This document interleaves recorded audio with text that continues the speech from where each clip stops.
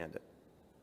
Now, to all the people who are protesting, please, even if you're expressing that pain, that anger, that sense that something's wrong and must be fixed, please remember how important it is to protest peacefully. Remember, the only way we're going to make things right is by somehow finding a way to work together. Please remember that we're in the middle of a pandemic. We have to do all we can to protect each other. Everyone out there has a responsibility. Even though I think I understand some piece of the anger you're feeling, I'm still beseeching you. We are still all in this together, and you must protest peacefully. Be mindful of what it means for everyone around you. Now, our police officers have been given a very clear instruction, as always: respect peaceful protest. We in this city have a long history of respecting every kind of viewpoint. That is the essence of New York City. The NYPD protects and respects peaceful protest, and the NYPD will also make clear what the ground rules are and ask all protesters to recognize those ground rules and respect them. Commissioner Shea will speak to that more. But I'm going to also offer this thought to all those who protest. If you are angry with the government, if you're angry with the elected leaders, direct that anger to all of us, because if we haven't done enough, then we are the ones who should be held responsible. But the police officer in front of you is a working man or woman just trying to do their job. They did not create the policies. They did not create the pain. They did not create the contradictions of our society that we need to resolve. Take your anger out on those who hold the power, wherever it may reside.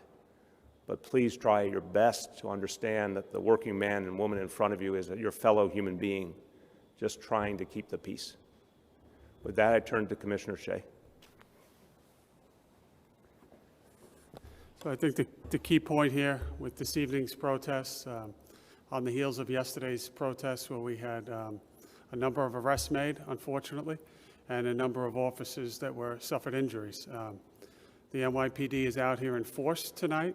We will have thousands of officers deployed throughout New York City to cover the normal events that take place on a Friday night in New York City, as well as the two protests that are scheduled for tonight. And our goal is simple. Our goal is to allow people to peacefully assemble responsibly and voice their opinion, voice their concerns. And we'll do everything we can to work with the protester organizers to make sure that happens. What we are asking everyone, and I thank the mayor for his comments, to please exercise caution. Please, let's do this safely. Let's come together not only as a city but as a country to face these issues, voicing the concerns. Protesting is part of the American way of life. But let's do it responsibly, and let's not do it that endangers anyone further. Thank you. Thank you. Questions for the Commissioner or for myself? Yes. Yeah. Mr. Mayor, you said that people on the streets tonight should direct their anger at politicians and people in power, such as yourself. Some of the people out tonight will undoubtedly be angry at you and the NYPD. What decisions do you think you have made or haven't made over your tenure as mayor that would create that sort of anger and anguish that we're going to see? We obviously haven't gotten far enough, and I understand anyone that sees a situation like this and says, how could it happen in this country still, that their anger is pure in that sense. They're right, it should never happen in this country. So even though I believe in this city, we've changed policing tremendously, we've changed the relationship between police and community foundationally, we clearly have not gone far enough. And we have to keep showing that we will take even greater steps. People have to be able to look at the police and feel the police fully represent their communities and that they have no question in their mind that they'll be treated fairly. And if a video in Minnesota looked to people as something they couldn't relate to at all in their own lives here, that's the day we'll know that we have succeeded, but we're not there yet. So we're going to teach our officers even more deeply the things we've been doing to work with communities, to get to know people in communities on a human level, to communicate, to de-escalate. And we're also not going to tolerate officers who can't live by those rules. It's very clear that people need to know that if someone shouldn't be on the police force, they won't be. And that's something we'll keep our devotion to show people that this is a police force of those who are of and by and for the community. Quick follow-up question. Please. Earlier today, the police department released a statement saying that some officers were going to be disciplined or there's going to be charges brought up for the social distancing incident in the Lower East Side earlier this month. The NYPD rarely makes those sort of releases, doesn't really tell folks when departmental charges are being brought. Is that something you can commit to doing in the future? Should New Yorkers know when police officers are being brought up on departmental charges like that? Look, I think it was handled exactly the right way. And I think that we have to be within the boundaries of the law.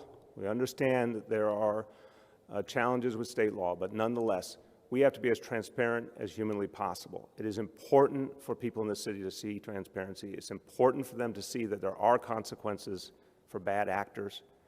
We also have to be clear about the policies, that if a policy isn't working, we're going to do something about it. Commissioner Shea and I talked about the social distancing enforcement, and we realized that even though it was motivated by a desire to protect people from the coronavirus, it was the wrong policy. It was up to us to change it, and we did change it. The NYPD is not going to be enforcing. That's what I'm saying, so release this one instance. Why not release that information all the time? To let the public know. I think within the boundaries of the law, it's exactly the right thing to do to alert people that these kind of charges are coming.